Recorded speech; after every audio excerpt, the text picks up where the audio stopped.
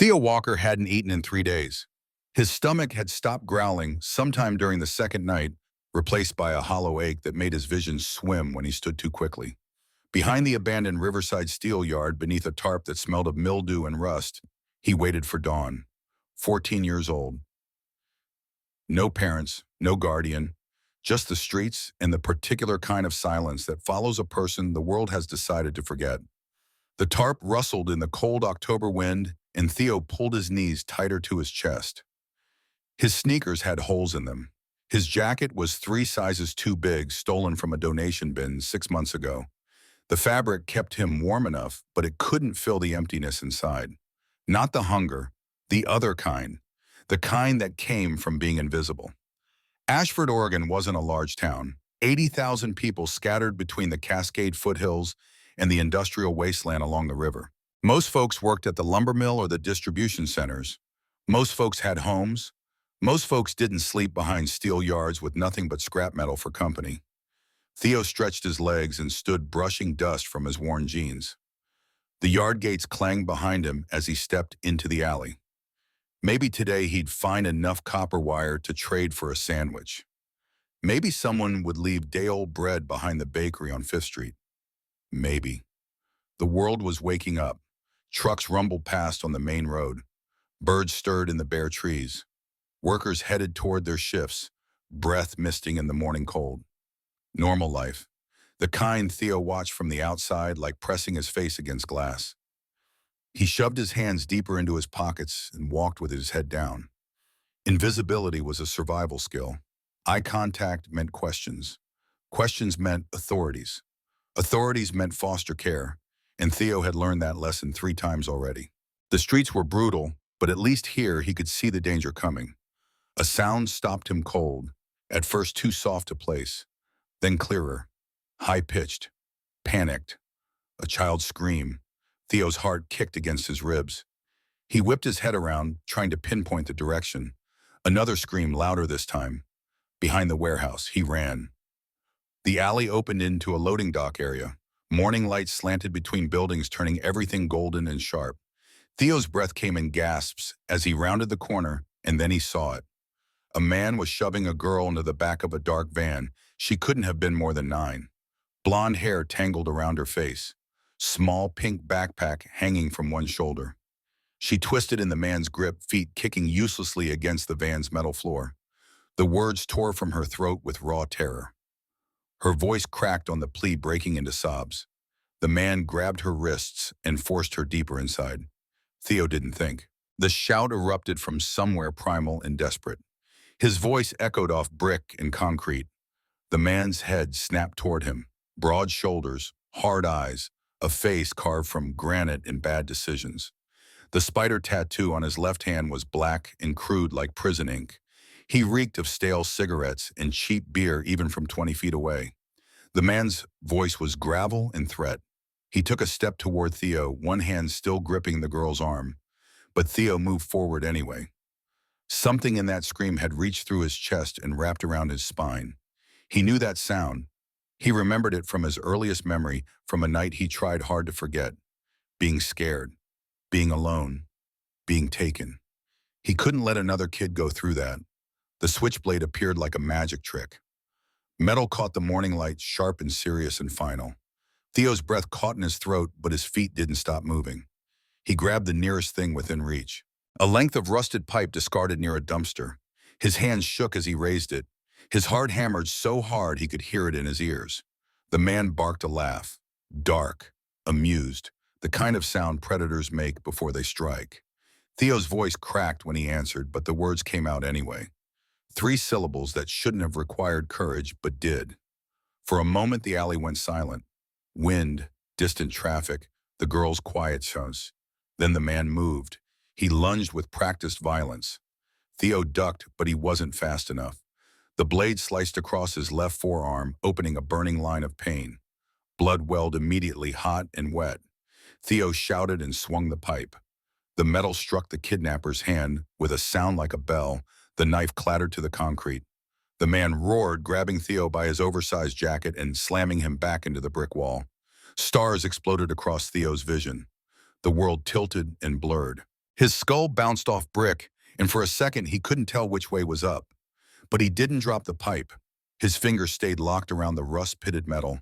He swung again, wild, desperate, just enough to knock the man backward a step. The girl screamed again, and the sound cut through Theo's days like cold water. He yelled at her, voice hoarse and urgent. She jumped from the van and sprinted toward the street. The kidnapper spun, reaching for her, but Theo tackled him from behind. All 98 pounds of malnourished determination. It bought her 2 seconds. 2 seconds that changed everything. Tires squealed at the end of the alley. Someone had heard. Someone was coming. The van door slammed. The engine roared to life.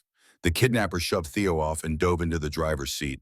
Theo pounded the side of the van with his fist, screaming words he didn't remember choosing. The van peeled out in a spray of gravel and exhaust gone before Theo could even process what had just happened. He stood gasping in the sudden quiet. His arm burned, blood dripped from his elbow onto the concrete, each drop a small red constellation. But he was alive. The girl stood at the mouth of the alley trembling. Tears streamed down her face. Her lip was bleeding. Her backpack hung open, contents spilled. She stared at Theo like he wasn't real. Like heroes weren't supposed to be barefoot kids living behind abandoned factories. Her whisper was barely audible. Theo forced a weak smile despite the pain screaming through his arm. He walked toward her, slowly trying not to show how dizzy he suddenly felt. She nodded, but her eyes were glazed. Still seeing the van, still feeling those hands. Theo understood. Some fears didn't leave just because the danger passed. Then she said something that made Theo's blood run cold. Her voice was tiny, almost apologetic. At the time, Theo thought she meant mad that she'd been grabbed. He didn't understand. Not yet. Not until 20 minutes later, when 70 bikers would ride into town looking for blood. Not his blood. The blood of the man who tried to take their little girl. Because Sophie Chen was the daughter of Marcus Reeves, president of the Ashford chapter of the Hells Angels. And when Marcus Reeves found out what had happened, the whole town would feel it. Sophie didn't move at first. She stood in the sunlight at the end of the alley, breathing in short, broken gasps. Her small hands shook violently. Theo walked toward her, clutching his bleeding arm, trying not to show the vertigo pulling at his balance. His voice came out softer than he intended, gentler, the way he wished someone had spoken to him when he was small and scared. But Sophie stared past him. Her eyes tracked the empty space where the van had disappeared, like she expected it to come roaring back, like the nightmare wasn't finished. Theo hesitated. He wanted to comfort her, wanted to crouch down and speak to her the way adults never spoke to him. But he didn't know how. He barely knew how to comfort himself. All he knew was one simple truth: she shouldn't be alone. Her voice was barely a whisper when she finally spoke. Theo nodded, but then he remembered. The last time he tried to borrow someone's phone, they'd threatened to call the cops on him, suspicious of the dirty kid with hollow eyes and desperate requests. Sophie looked at him again. Her gaze was direct despite the tears. Theo hesitated for only a second. They walked toward the sidewalk slowly, quietly. Theo kept glancing around. Every shadow felt suspicious now. Every sound could be the van returning. His arms stung with each heartbeat, but adrenaline kept the pain at arm's length. Sophie reached into her backpack and pulled out a small phone. Her hands trembled so badly she almost dropped it. She dialed. The phone rang once, twice, then a voice answered. Male, deep, concerned but controlled. Sophie broke. Her voice shattered on the word. Theo felt it in his chest, that particular frequency of a child's fear reaching for safety. She tried to explain through sobs, words tumbling over each other in fragments. Theo heard the voice on the other end change instantly. Not calm, not reassuring, cold, sharp, controlled fury barely leashed. Sophie turned and stared at the street sign across from them. No hesitation, no questions about injury or details, just certainty and movement. The call ended in less than 12 seconds. Sophie lowered the phone and wiped her nose on her sleeve. Her breathing was still ragged, but something had shifted. Hope, maybe. Or just the knowledge that someone was coming. But she shook her head. She swallowed hard. Theo blinked. Even a homeless kid knew what that meant. He'd seen the patches, heard the stories, listened to the warnings whispered on street corners. Don't cross them. Don't look at them. Don't get in their way. Suddenly, the man with the knife didn't seem like the only danger Theo should have worried about. Because when a Hell's Angel found out his daughter had been attacked, someone would pay. And Theo had no idea if they would believe his side of the story. The rumble started low and distant. Not one motorcycle, not two, dozens. The sound rolled through downtown Ashford like approaching thunder, engines thick and throaty bouncing between buildings, shaking windows in their frames. Sophie's back straightened immediately. Theo took a step backward. His heart pounded for entirely new reasons. He wasn't afraid exactly. He'd faced a knife minutes ago. But this was different. This was political, hierarchical, tribal. This was family, something Theo had never belonged to and didn't understand the rules of. The engines roared louder. Then they appeared. A line of motorcycles turned the corner onto Baker Street, chrome gleaming in the sunlight, exhaust cracking through the morning air like small arms fire. Leather vests covered in patches, tattoos visible on thick arms, sunglasses hiding eyes, heavy boots hitting pavement, one after another in a rhythm that felt choreographed. They didn't park neatly. They surrounded the street, claimed it, occupied it like an invading force. Theo stood frozen watching history unfold. People stopped on sidewalks. Drivers slowed their cars. Curtains moved behind windows in the apartments overhead. The town felt the shift, the fear, the respect, the gravity. At the front of the formation rode a man who made Theo's breath catch. Tall, broad enough that his shadow seemed to swallow the sun. Shaved head gleaming, gray beard trimmed close, shoulders like bridge supports. His leather vest carried patches Theo couldn't read from this distance, but one stood out in bold letters across his chest, President. He dismounted before his bike had fully stopped. Every movement purposeful, economical, nothing wasted. Sophie's voice was small and broken and relieved. She ran into his arms. He knelt immediately, massive but gentle. His hands moved over her with practiced care, checking for injuries, scanning every visible inch of skin. His voice was low when he spoke, but Theo heard it clearly in the sudden quiet. Sophie shook her head, though her eyes were still glossy with tears. The man exhaled once, slow, dangerous. Then his eyes snapped up to Theo. The bikers behind him turned too. At least 20 sets of eyes locked onto a barefoot kid bleeding from the arm, standing alone in torn clothes with nothing but courage and stupidity to his name. Theo squared his shoulders. He refused to step back. Didn't want to look afraid even though every instinct screamed at him to run. Even though his knees felt like water and his vision swam at the edges. Sophie tugged her father's vest. Silence descended. Not disbelief, not gratitude, just cold calculation. The president stood slowly and walked toward Theo. His boots struck pavement with weight and intention. Each step a drumbeat, each footfall a question.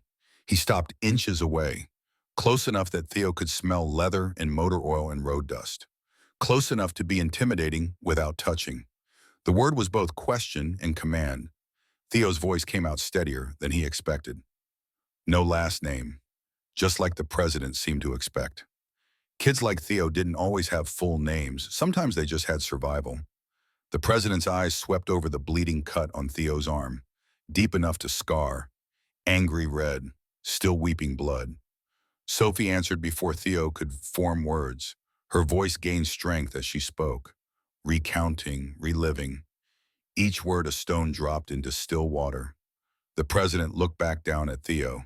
Theo didn't break eye contact, didn't flinch, didn't apologize. It wasn't bravado.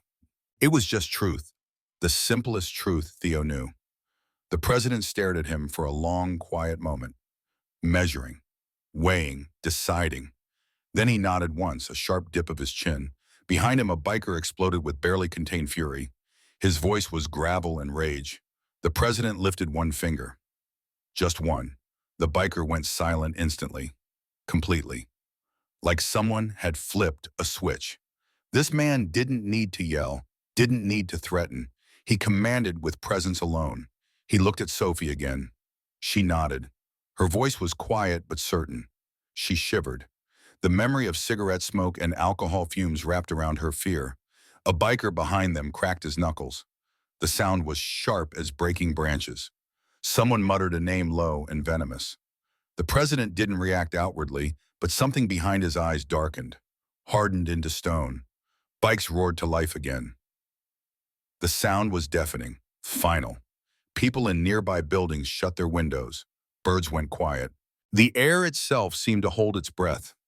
Sophie saw her father turning toward his motorcycle and grabbed his vest again. Desperation threaded through her voice. The president looked back at Theo. The kid stood alone, bleeding, clothes torn, hunger visible in the hollow of his cheeks and the sharp angles of his collarbone, but still standing tall, still meeting eyes, still refusing to disappear. The president extended one massive hand and said two words that would change everything. Not a request, not an offer, a statement of fact, an inevitability. Theo blinked. The president nodded once. Behind him, engines snarled. The hunt was beginning, and Theo Walker, who had nothing and no one, was about to climb onto the back of a Hell's Angel motorcycle and ride into something bigger than he could possibly understand. Theo had never been this close to a motorcycle in his life. The machine before him looked like it had been forged in some angry god's workshop. All chrome and black metal, leather seat worn smooth by years of road, handlebars thick as his wrists. The engine ticked as it cooled radiating heat into the morning air. He stood frozen, unsure if he was even allowed to touch something this powerful, this expensive, this real. The president jerked his head toward the bike. Theo swallowed hard. A big tattooed biker behind him grunted. His voice carried dark humor. Rough laughter rippled through the group. Not mean, just biker humor. The kind that lived in the space between danger and brotherhood. Sophie stepped forward. Her voice was hot but encouraging. Theo looked at her, then at the bike. It was massive. Chrome black. Powerful. A machine that looked like it only obeyed people who could wrestle storms and win. He nodded and climbed on behind the president, gripping the seat like his life depended on it. It kind of did. The president looked back just once. His voice was matter-of-fact, instructional. Theo nodded again. His heart hammered so hard he could hear it in his ears, could feel it in his throat. Engines revved in unison. Sophie and a few club members would stay at the clubhouse for safety. Everyone else was hunting. The formation rolled out, not fast at first, just purposeful, precise. This wasn't a parade, this wasn't a show. This was a military operation wrapped in leather and chrome. People pulled their cars to the curb at the sight of them. Not because they were scared exactly, but because they knew. When the Hells Angels moved like this, something was wrong. Someone was about to pay. The president called out over the roar of engines. His voice cut through the wind and noise. 3 bikers moved into the lead position immediately. Hand signals tight, practiced, efficient. They scanned intersections, alleys, storefronts, eyes sharp as hawks hunting. Another group peeled off to check the industrial district, another to sweep the truck routes heading toward the interstate. The organization was military, tactical, nothing like the chaos Theo had expected. The president spoke low, just loud enough for Theo to hear over the wind. His voice carried certainty, experience. This wasn't his first hunt. Theo held on, knuckles white against the hand grips. The question slipped out before he could stop it. The president's lip curled slightly, not quite a smile, something darker. Theo nodded slowly. He didn't know streets in that way. His survival was different. More day to day, minute to minute. Fight for scraps, run when needed, hide when necessary. A different education entirely. They reached the main highway and the group split again. The president called to a rider beside him, a lean man with gray streaking his black beard. The biker peeled off instantly. No hesitation, no questions. Just obedience born from trust and hierarchy.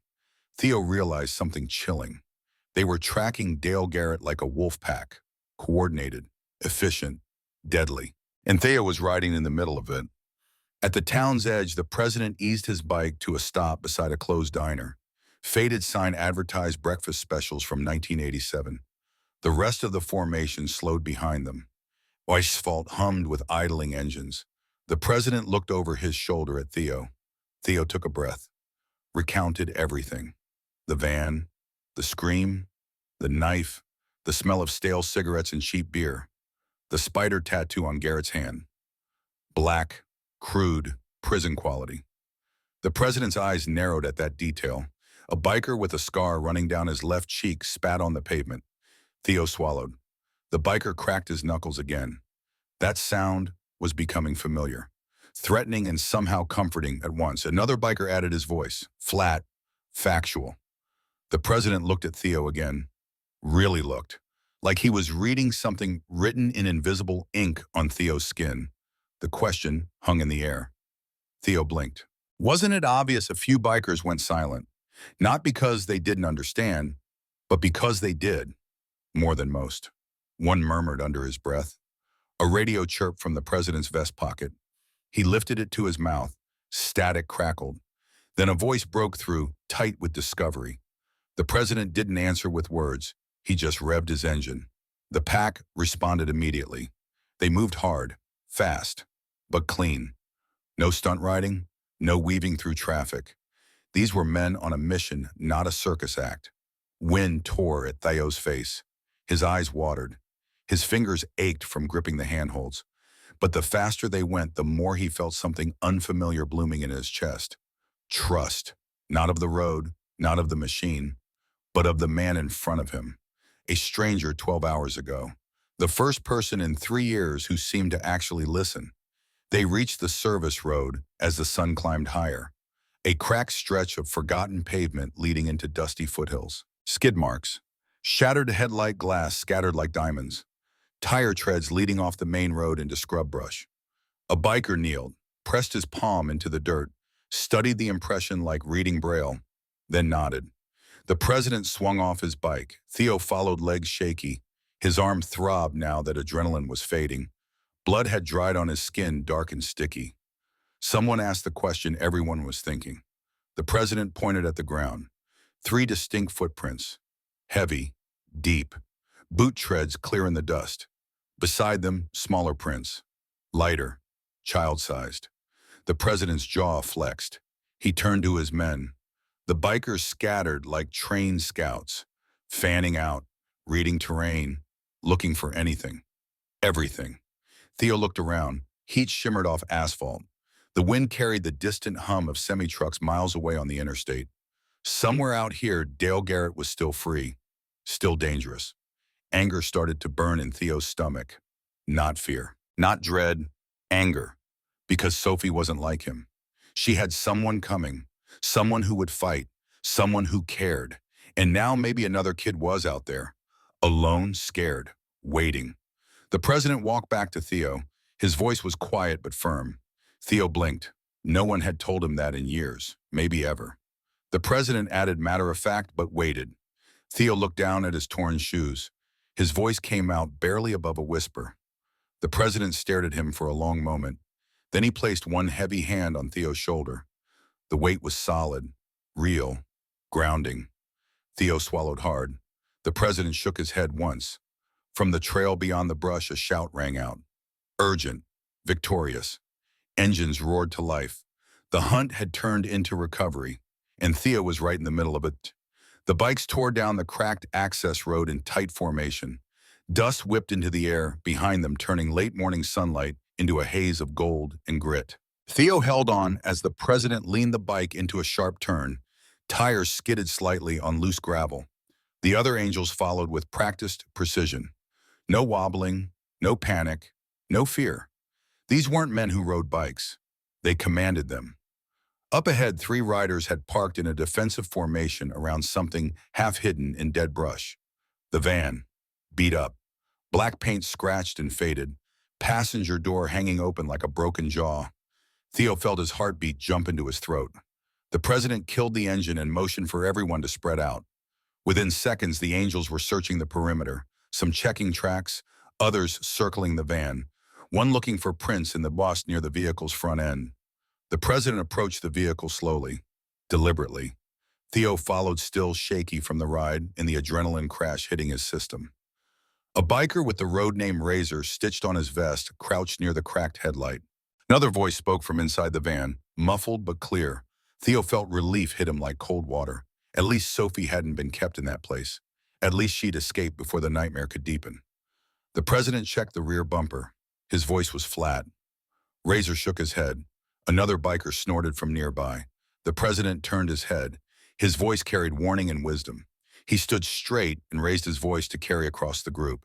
The angels moved immediately. Fast, silent, efficient. No yelling, no chaos. These men had searched for people before, maybe too many times. Theo stood by the open van door staring inside. A roll of duct tape, a greasy rag, a crushed beer can. Every item made his stomach tighten into knots. He imagined Sophie alone in that van, scared, helpless, trapped. A flash of memory stabbed through him. Younger, different van, different captor, crying in the back of a vehicle he never wanted to remember. He swallowed hard against the rising bile. The president noticed. He always seemed to notice. Theo nodded, though his voice wasn't steady. The president didn't push. Men who had lived in darkness could recognize others who'd been there too. A shout cut through the air like a gunshot. Every biker converged toward the sound. Theo hurried with the president's heart hammering against his ribs. A sandy patch of ground in the shade of a scrub tree showed deep, heavy prints heading toward a rocky ridge. But beside them, something else. Smaller prints, smaller strides. Someone running, someone small. Theo's eyes narrowed.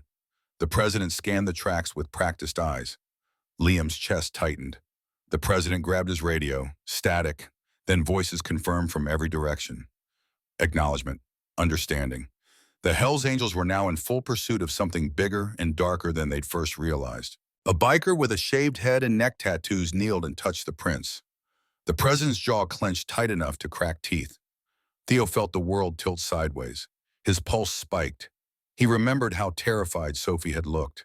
And she'd had help. She'd had her father and 70 bikers riding to save her. Whoever this new kid was, they were alone, dragged up a ridge by a predator. No one coming. Except now, a biker army. They began climbing the rocky hillside, boots hammering on sandstone, gravel crunching under heavy soles. Theo scrambled after them, trying to keep up. Rocks slid under his worn sneakers with every step. Razor called out over his shoulder.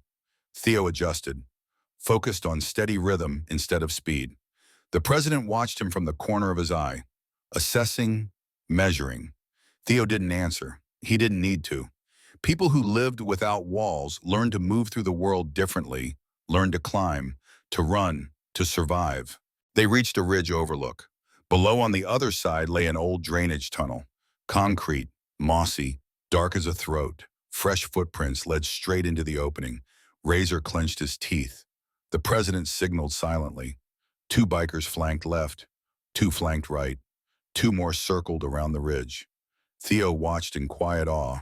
They were boxing Garrett in, creating a perimeter, cutting off escape routes.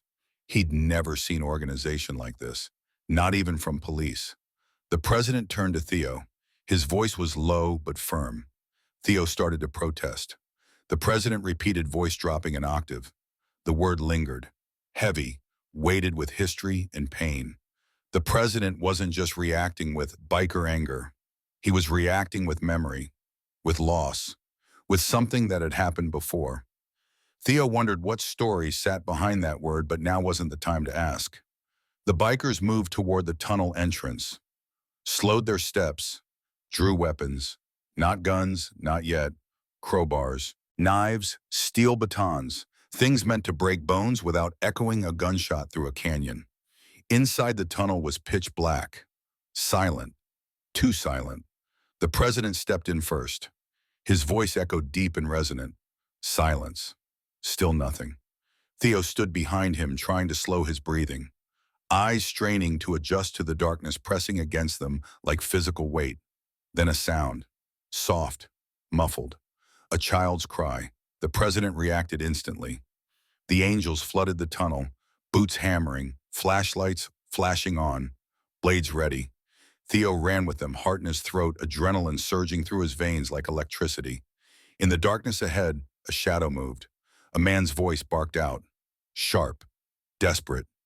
The sentence cut short, followed by a child's scream, and the entire tunnel ignited with violence because the Hells Angels weren't here to negotiate. They were here to end this. The sound inside the tunnel was chaos and precision colliding. Footsteps, shouts, The metallic scrape of steel against concrete. Flashlights swung wildly beams, slicing the darkness into fragments.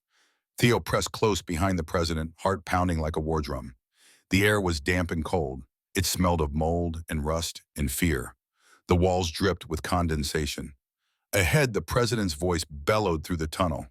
The angels surged forward, a wave of leather and muscle and righteous fury.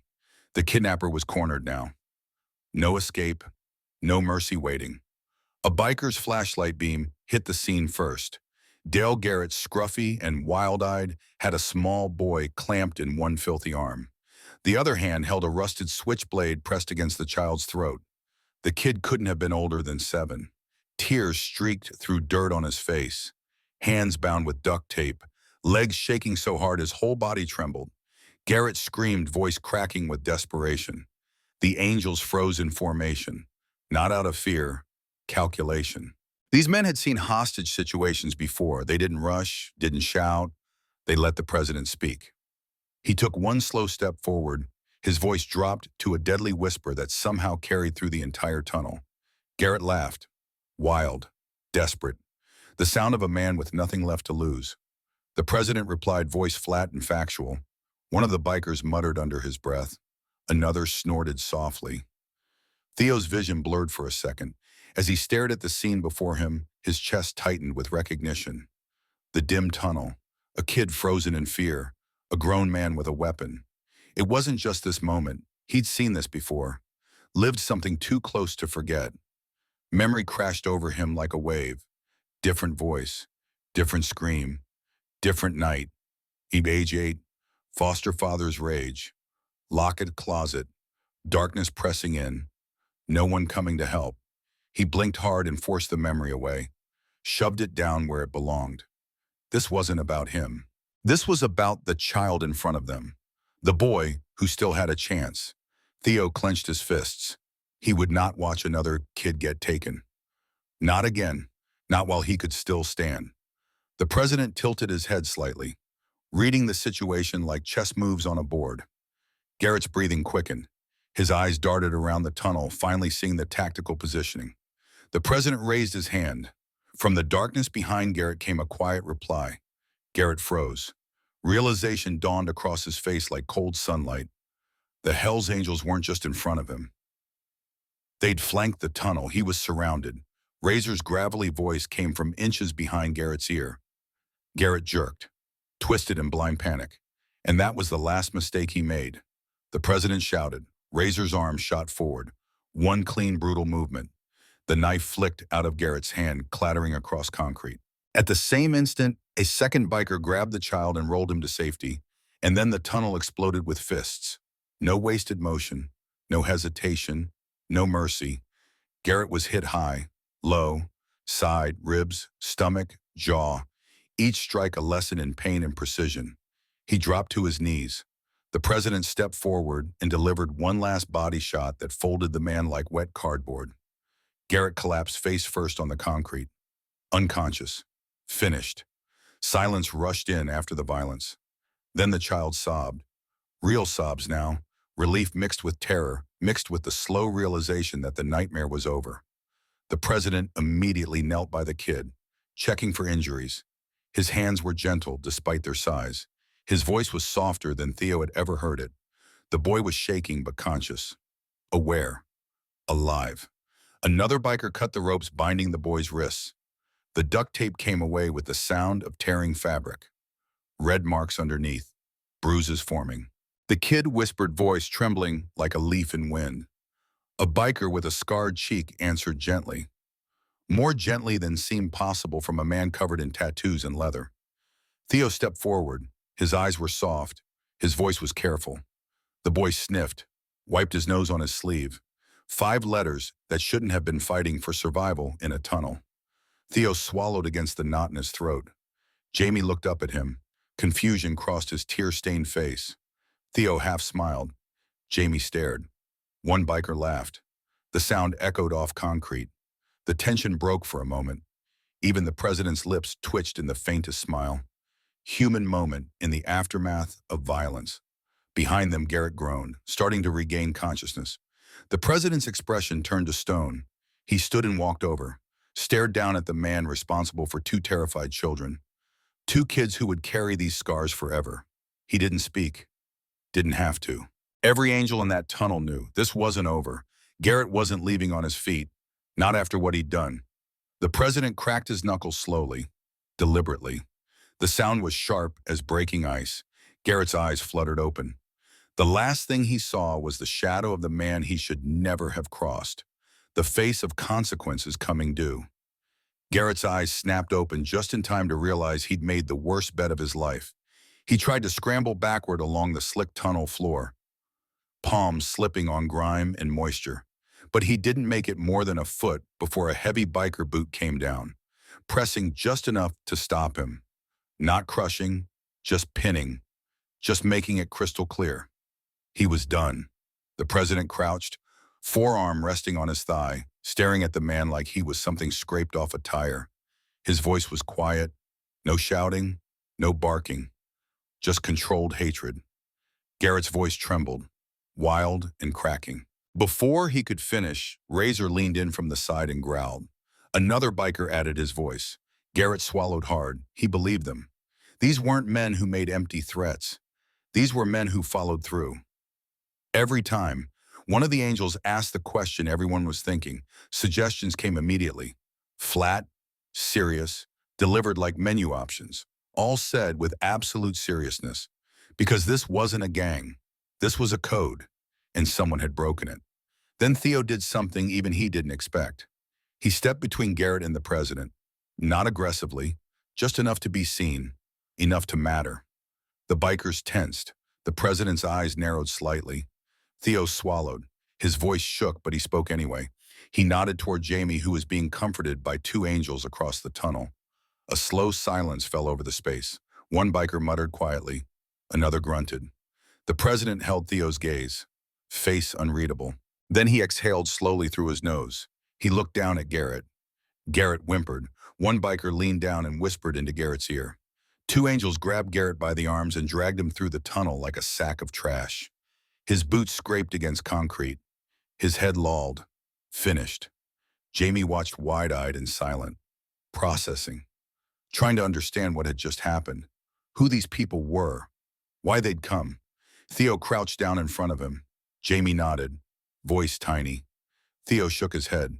Jamie looked at him again. Really looked, studying his face like trying to memorize it. Theo froze for a second, throat tightening. This time he didn't fight the emotion, didn't push it down.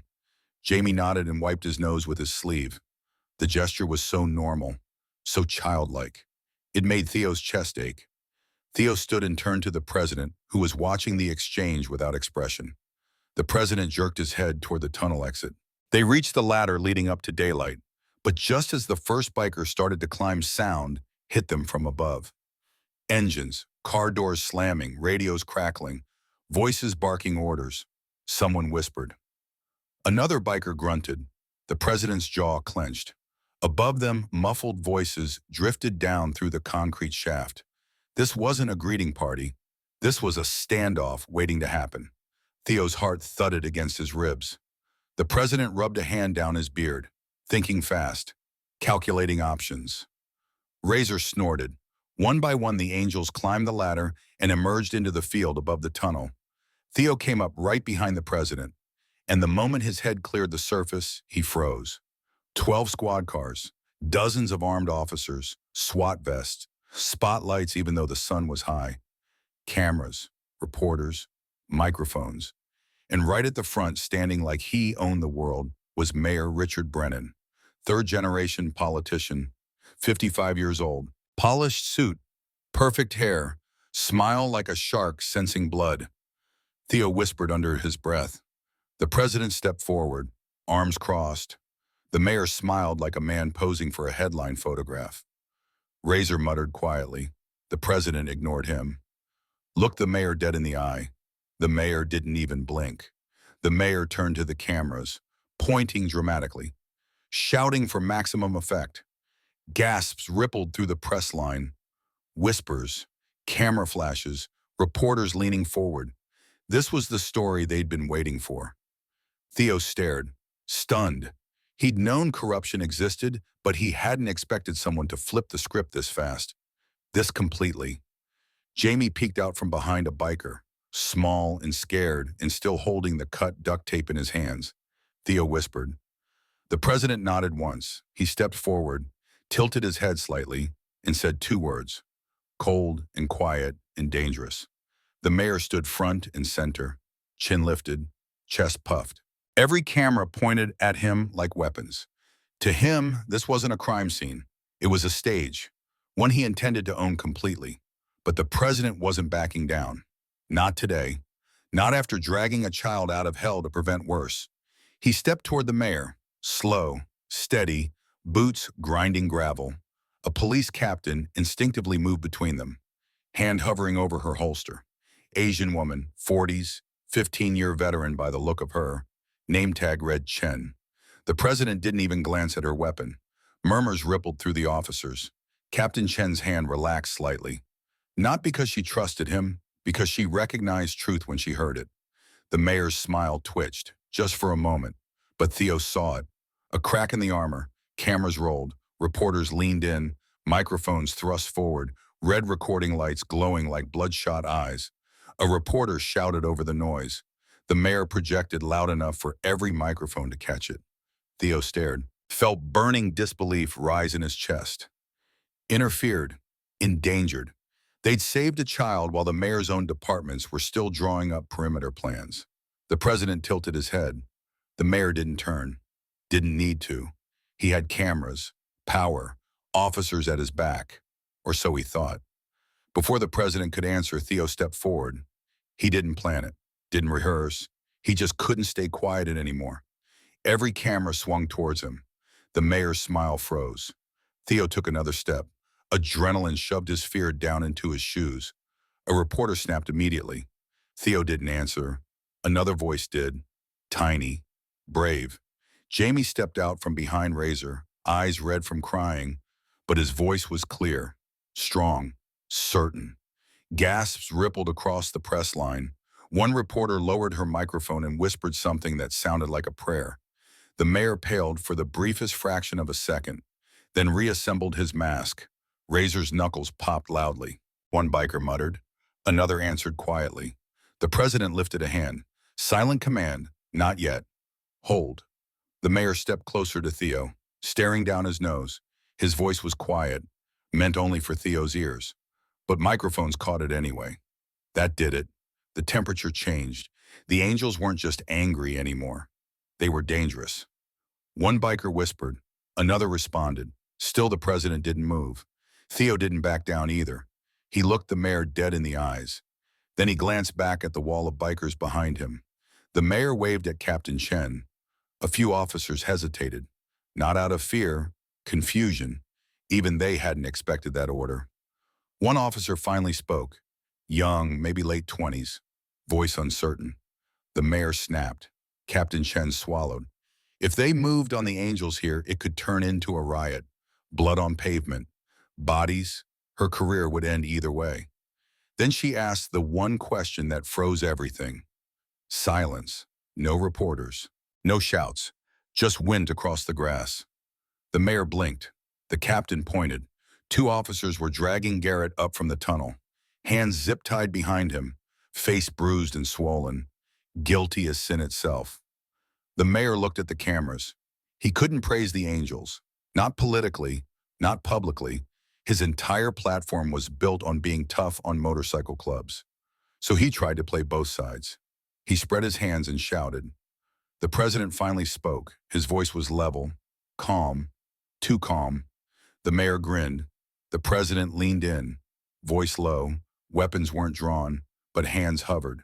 Police on one side, Hell's Angels on the other. Two forces on the edge of ignition. Right in the middle stood a homeless boy, a terrified, rescued child, a mayor trying to rewrite reality, and cameras catching all of it. The president cracked his neck casually. He tapped two fingers on the top of his vest. The mayor laughed, dripping arrogance. Theo reached into his pocket and pulled out something small. Simple. Something the mayor didn't expect. A phone, screen lit, red recording timer blinking. 47 minutes and counting. Theo raised it high. His voice was quiet, but it carried. Reporters exploded. Camera flashes went off like lightning strikes.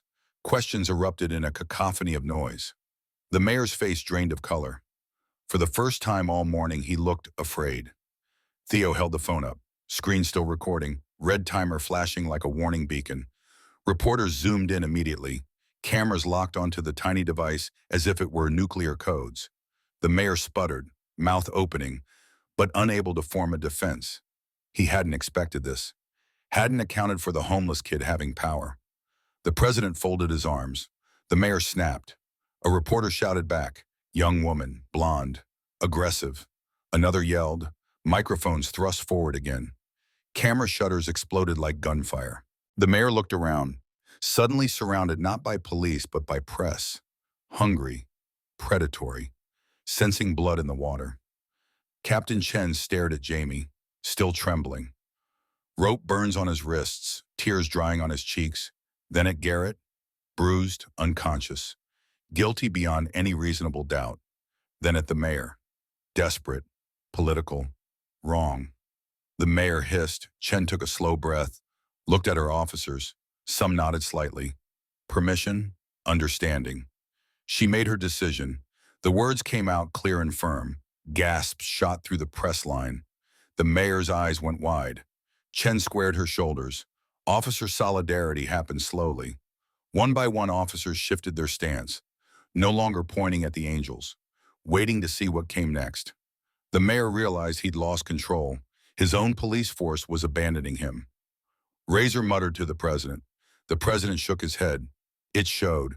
The president wasn't just muscle, he was principle. Before the mayor could pivot, Jamie stepped forward into the space between cameras and authority. His voice was tiny in the huge moment. Everything went silent. Wind, traffic, breath itself. Tears rolled down his face, but his voice stayed steady. He pointed at the angels. Even hardened bikers looked away. Emotion visible despite years of practice hiding it. Reporter reactions were immediate. One wiped her eyes. Another started clapping. Others joined. Not for the mayor, for the rescuers, for truth, for justice done right. The mayor's carefully rehearsed political mask shattered completely. He pointed at Theo and shouted. Theo didn't have to answer. Jamie's truth was louder than any accusation. The mayor, desperate now, reached toward the president's vest. Tried to grab it. Physical intimidation. Assault disguised as authority. The president didn't move. Just leaned in. Whispered loud enough for nearby cameras to catch. Every photographer captured it. The mayor's hand mid-grab. Perfect headline image. Perfect scandal. Perfect evidence of everything wrong with power. The mayor jerked back like touching fire. But it was already too late. The court of public opinion had seen enough. The president finally addressed the cameras himself, spoke calmly, plainly, not a politician, not a rehearsed performer, just a man telling truth. He looked at Jamie. Reporters scribbled furiously. The president nodded toward the mayor. A few reporters almost choked, trying not to laugh. The president finished. Silence. Then one reporter started clapping. Then another. And another. Within seconds, the press line was applauding. Not the mayor, not the institution, the rescuers, the angels. The mayor turned red. He whispered through clenched teeth. The president smirked. He nodded toward the bikers holding Garrett. One officer stepped forward. No hesitation this time. Took custody of the kidnapper. Not the angels, not Theo, not the press. Just the criminal. Justice finally moving in the right direction. The mayor watched his entire narrative collapse right in front of him. Live on camera, recorded for history. Theo finally exhaled. His legs felt weak, heart hammered from adrenaline crash. The president walked up beside him and gave a small nod. Theo swallowed. The president stared at him. Razor slapped Theo on the back so hard he almost folded in half. Another biker laughed. Theo allowed himself a tiny smile. For once, he didn't feel small, didn't feel powerless. He felt like someone who mattered. But as the bikers started walking back toward their motorcycles, the president pulled Theo aside. His voice was quiet. Warning. Theo frowned. The president looked at the swarm of reporters still filming, at the mayor who stood isolated and furious. Then toward the darkness beyond the field. Theo's smile faded. The president put a heavy hand on his shoulder. The night should have ended with celebration. Jamie was safe. Garrett was in custody. The truth was recorded for the world to see. But instead, there was weight in the air. Unease nobody could shake. Because the president was right. Men like Mayor Brennan didn't lose quietly. They went home, poured drinks, stared into mirrors, and plotted revenge. The angels knew it. As the convoy of bikes rumbled away from the field, police cars peeling off in opposite directions, Theo felt the awareness in every engine vibration beneath him. Not fear, not regret, just knowing. They had crossed a line. The other side wasn't going to pretend it hadn't happened. The angels didn't head home. They roared straight to the clubhouse. Neon lights shining off chrome tanks. Music rumbling through the ground even before they arrived. Doors swinging open as members and old-timers leaned out. The story spread through the building like electricity. Kid rescued. Mayor tried to arrest everyone. Homeless kid recorded it. Reporters destroyed the mayor. A cheer went up that nearly shook the walls. Theo found himself pulled inside, clapped on the back, handed water bottles he hadn't asked for, half hugged by men with arms the size of tree trunks. He wasn't used to this. Being seen, being recognized, being valued.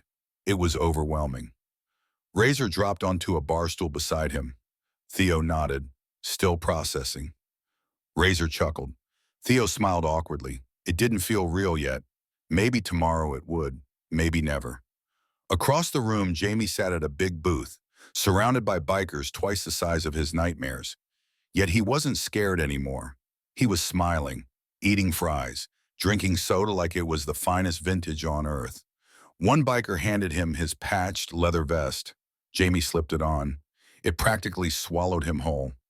Every biker in a 10-foot radius melted instantly. Brothers in black leather, softening because of one kid who'd been through too much in one night. Theo watched it all. Felt something twist inside, not jealousy, not sadness, something smaller, something older. Memory of sleeping on benches, food from dumpsters, no one kneeling down to say he was safe, no one saying he belonged. He blinked and let the thought go. Tonight wasn't about him. It was about a kid who got saved before his world broke completely. The room abruptly quieted as the president stepped up on a small wooden stage near the bar. No microphone, no fanfare. He didn't need either. Men who had seen prison and war and worse leaned in. Falling silent as he spoke, he pointed toward Jamie. Every biker turned toward Theo. His face flushed hot. Everyone frowned, confused. The president explained. Razor muttered. A few chuckles broke the tension. But understanding settled over the room. The fight wasn't finished. The president's voice hardened. A quiet settled again. Not fear, preparation. These were men who lived expecting storms. They didn't run from weather. They tuned their engines and rode straight through. The rumble of another engine outside cut through the atmosphere. Conversation stopped. Hands instinctively drifted near holsters, pockets, belts. The door opened. Moment of tension, then relief. It wasn't SWAT, wasn't lawyers. It was Captain Chen. Still in uniform, still in duty boots, but noticeably alone. The clubhouse parted for her. She walked straight to the president, paused, then extended her hand. Professional, respectful. The president took it. Chen swallowed. Razor shrugged. Chen almost smiled. Then her expression sobered. The room leaned in, every eye on her. Liam stiffened. Chen nodded. Razor rolled his eyes, but Chen wasn't done. The room went dead silent. Theo's stomach dropped. Chen nodded again. The president's jaw clenched. Chen said it plainly. One biker slammed his fist on a table. Chen replied quietly. Theo felt sick. Everything they did, everything they risked, could be turned upside down in a single press release. The president didn't shout, didn't swear. He looked around the room slowly. Razor nudged Theo. Theo blinked. Chen answered before the president could. Theo swallowed. Chen pointed at him. Theo went quiet, processing. He finally had something to lose. Razor grinned. A ripple of laughter eased the tension again. But Theo didn't laugh. He knew this wasn't a joke. He finally mattered, which meant he could finally be destroyed. The president placed a hand on his shoulder. Theo nodded, turned toward a small side room where someone had already set up blankets and a pillow for him. He stopped in the doorway and looked back.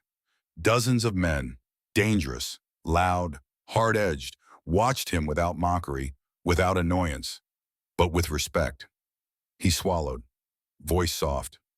Razor called out. Theo turned. Razor lifted a can of soda. Theo managed a tired smile. But outside the clubhouse, an engine idled across the street. Lights off, windows up. A figure inside sat with phone in hand, snapping blurry photos through a cracked window. Bikes, patches, faces. Theo entering the building. Another shot, another angle, another digital bullet loaded for tomorrow's headlines. The phone screen lit up with a message from an unknown number.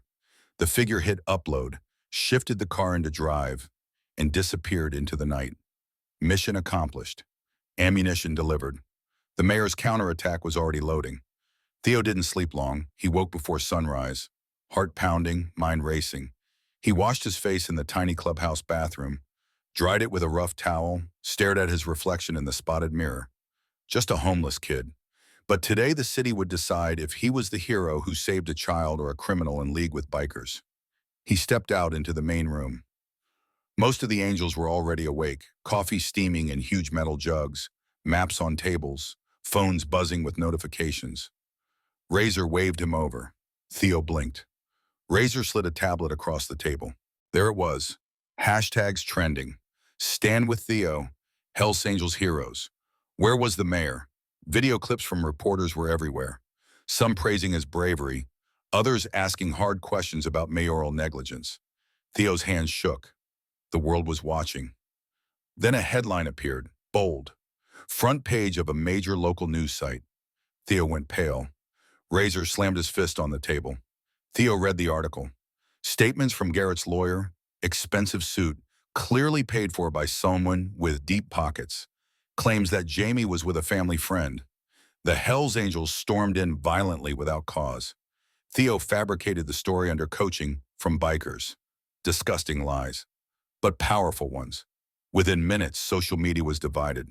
People arguing online.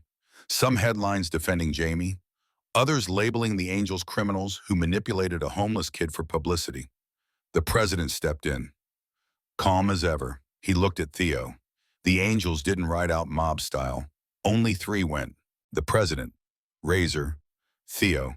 They rode in a black pickup instead of bikes. No intimidation, no flash, just professionalism. Downtown reporters were already setting up on courthouse steps, ready for the mayor's morning press statement. But the president led Theo to a different podium across the plaza. No press permission, no city invitation, just raw truth and cameras waiting for a better story. A reporter recognized Theo immediately.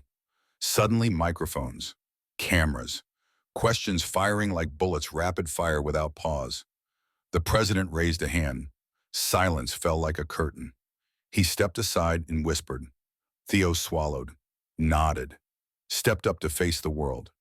His voice wasn't loud, but it carried across the plaza.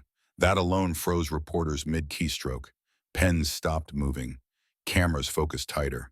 He told them everything. Sophie's cry in the alley.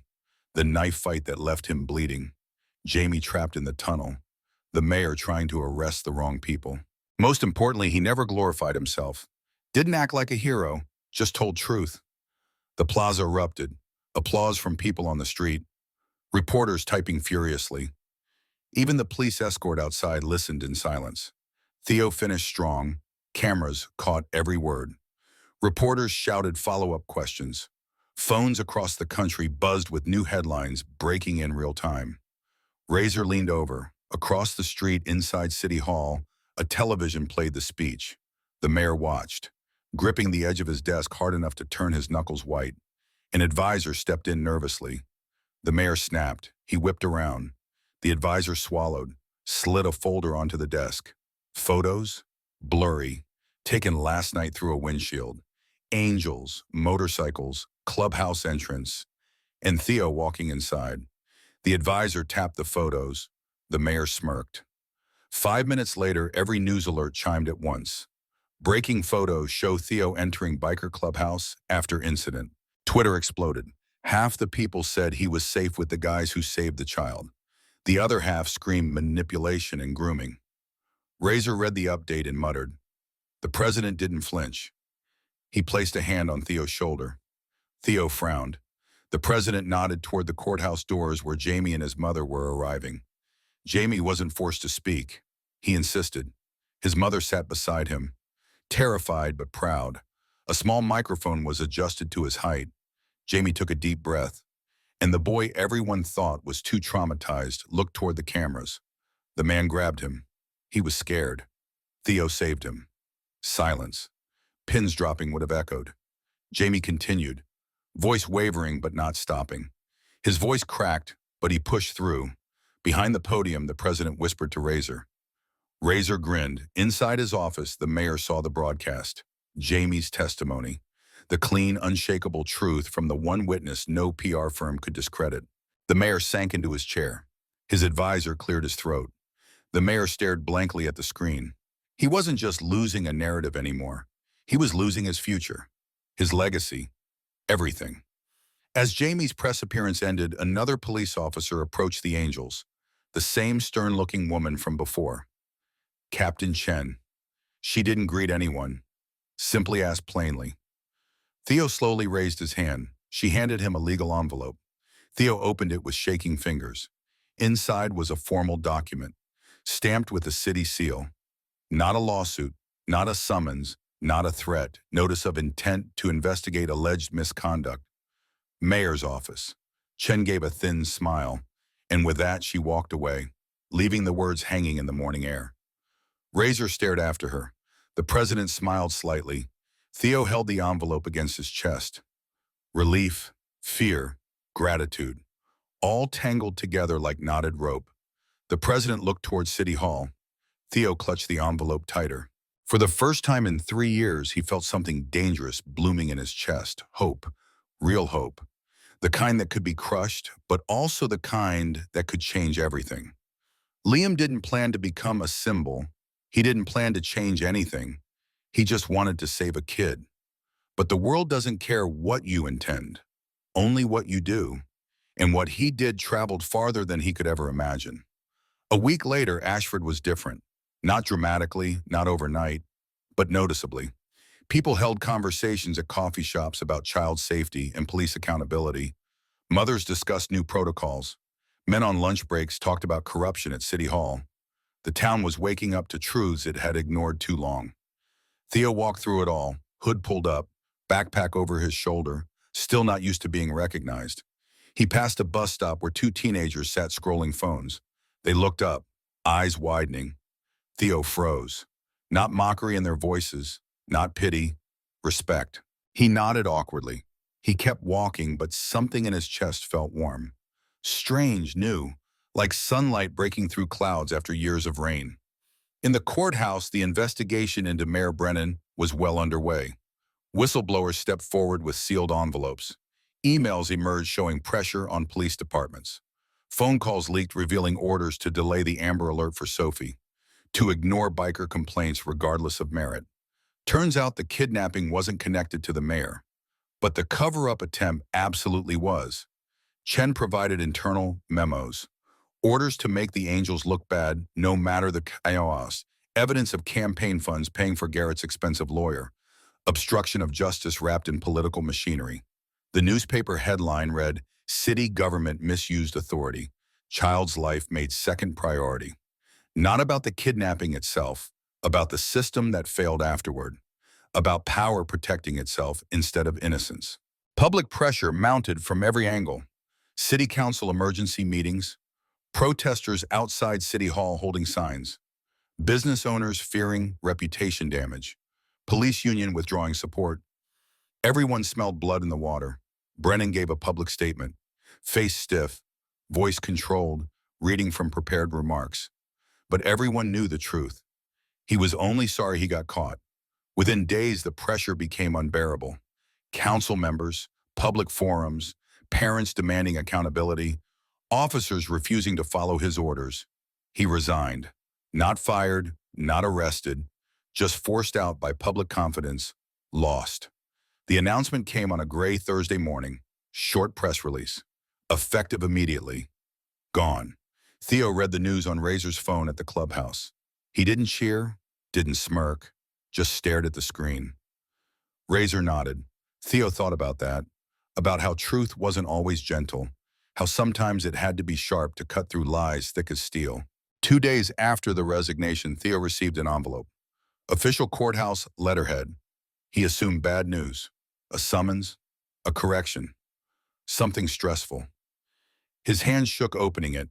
Inside was a handwritten note, elegant script on cream paper, from Judge Maria Santos. Theo sat on the clubhouse couch staring at the card for a long time. A tear fell before he even realized it. He wiped his face quickly. Razor pretended not to notice. Good bikers knew when not to pry. But there was more. A second envelope, thicker, official, City Youth Development Program letterhead. Theo's hands trembled harder as he read. Full scholarship, housing, education, mentorship, a stable place to stay, a bed, a room, a future. Theo just stared. Housing. The word seemed impossible. Something from a different universe. He'd spent 3 years without a real bed. 3 years sleeping where he could. And now this. Razor grinned wide. The president clapped a heavy hand on Theo's shoulder. Theo's voice broke. A city official who delivered the letter smiled. Theo was alone in his temporary room that night, staring at the acceptance letter. First real opportunity in years. But it meant leaving this place. These people. The only ones who'd seen him in so long. The president entered without knocking, sat on the edge of the bed. Pause. Heavy with meaning. Theo looked up, eyes wet. Razor appeared in the doorway. The president placed something in Theo's palm. Cold metal, the brass pin from before, club initials engraved. Razor rubbed the back of his neck. The president finished.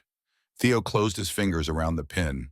Tight, meaningful, his first real possession in years, first symbol that he mattered to someone. That night, Theo couldn't sleep. He thought about Jamie. The kid had nightmares those first few days, waking up crying, calling for his mom. But Theo visited nearly every afternoon. They sat together on the back steps of Jamie's apartment building, talking, processing. Jamie spoke quietly one day. Theo looked out over the parking lot. Jamie blinked. Theo chuckled softly. Jamie's face showed surprise. Theo sat up straighter. Jamie nodded slowly, and for the first time in days, he smiled, really smiled. Like maybe the world wasn't all darkness and fear. Like maybe he could be okay. 2 days later, a man in a city windbreaker showed up at the clubhouse. The angels tensed, but he raised both hands calmly. Razor crossed his arms. The man looked at Theo. He pulled a small envelope from his coat pocket, handed it over. Theo opened it with shaking hands. Inside was the formal letter, the scholarship, the housing, everything written in official language that made it real, permanent, true. Razor grinned. The president's hand on Theo's shoulder was warm, solid, real. Theo didn't know whether to laugh or cry. He settled for something in between. The council representative smiled. When the official left, the clubhouse went quiet. The president turned to Theo. His voice was softer than usual. He paused, let the words sink in. Theo looked up. The president smiled gently. Razor snorted. Theo grinned weakly. Razor nodded with satisfaction.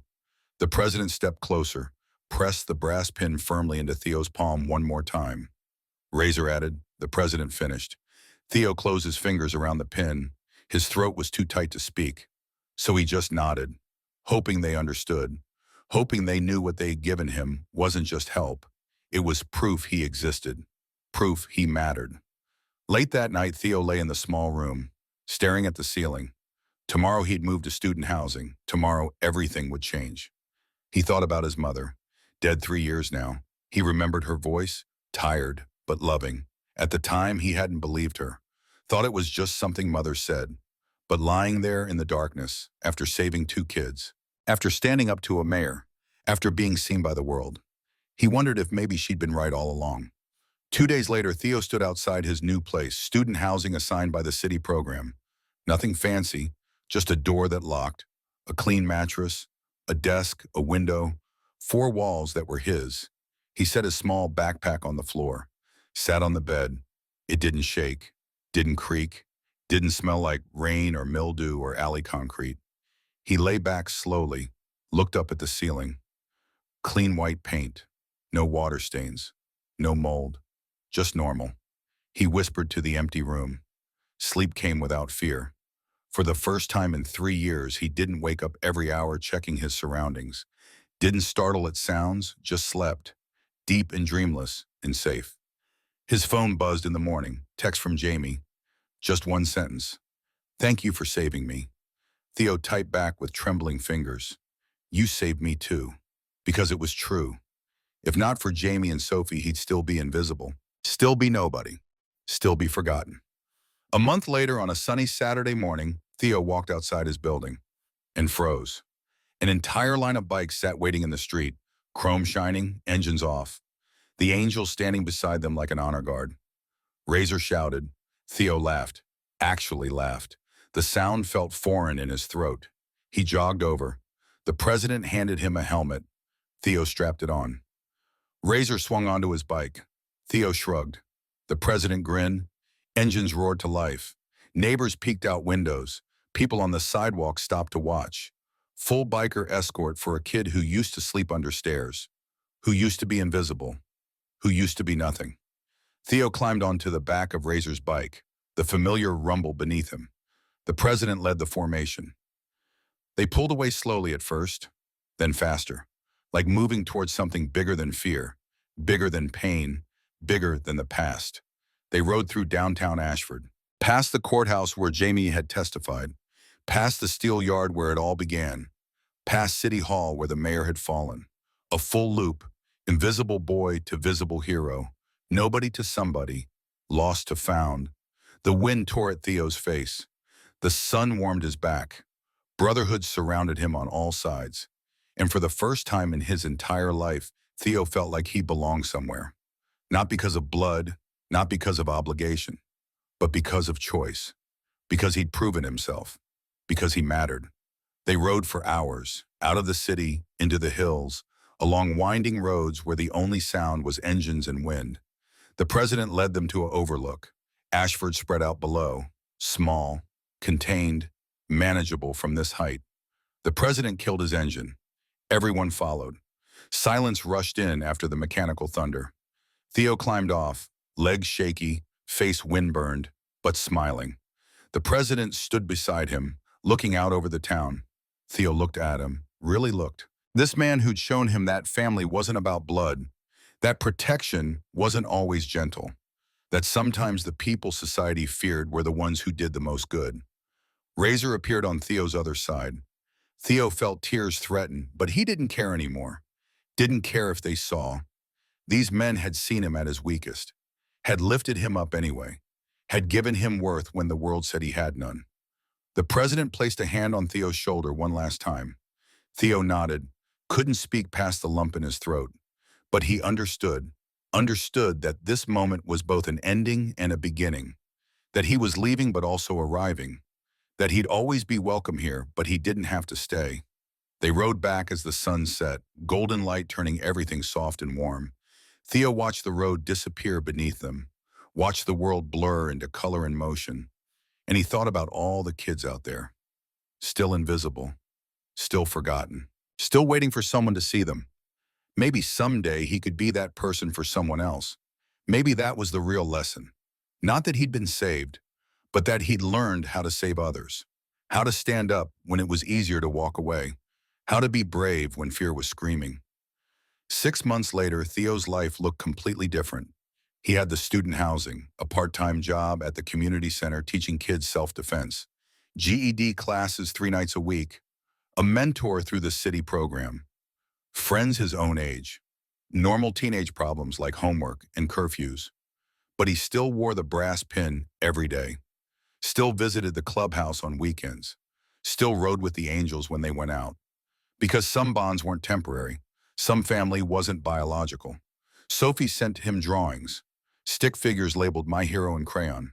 Jamie joined a youth boxing program, learning to fight back, learning to protect himself and others. Both kids were healing, slowly, with setbacks and nightmares, but healing nonetheless. The president told Theo over coffee one morning. His voice was quiet but firm, proud. Captain Chen had been promoted to chief of police. Her first act was reforming policies on vulnerable populations, creating better protocols for Amber Alerts, improving response times. She credited Theo in her acceptance speech, standing at a podium in full uniform. Theo watched it online, felt something swell in his chest. Not pride exactly, more like validation. Proof that what he'd done mattered, that the pain had purpose. A new mayor was elected, reformist, progressive, focused on transparency and accountability. Foster care oversight increased. Homeless youth programs expanded with actual funding.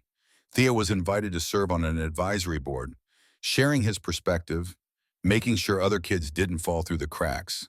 He sat in those meetings wearing his brass pin, speaking truth to power, making sure people in suits remembered that policy affected real lives, that numbers on spreadsheets were actual human beings.